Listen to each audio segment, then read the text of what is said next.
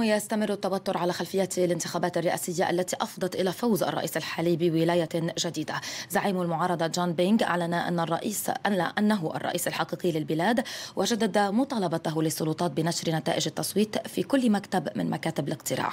وقد حاولت السلطات عبثا امتصاص الغضب الشعبي من خلال الإفراج عن 20 من قيادات المعارضة. في أول تصريح له منذ إعلان هزيمته في الانتخابات الرئاسية وفوز الرئيس علي بونغو بولاية ثانية وغرق البلاد في دوامة من العنف والفوضى، جون بينغ يؤكد أنه الرئيس الشرعي للجابون. العالم بأسره يعرف من هو رئيس جمهورية الجابون. إنه أنا جون بينغ. باعتباري رئيسا منتخبا أعبر عن انشغالي العميق من الأوضاع التي آلت إليها بلادنا. أوضاعنا تسير نحو الفوضى العارمة.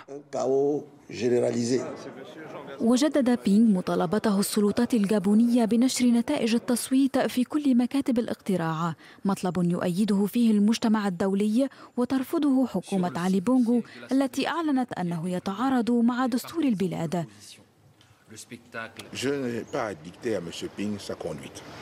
ليس من واجبي أن أملي على السيد جون بينغ سلوكه.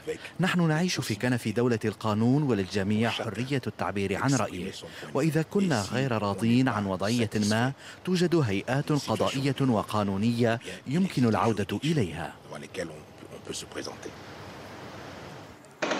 ورغم إفراج السلطات الجابونية عن 20 من قادة المعارضة الذين تم احتجازهم منذ صباح الخميس في المقر العام لجون بينغ، لا يزال التوتر يسود الجابون مع مقتل مزيد من المدنيين ومخاوف من نقص المواد الغذائية.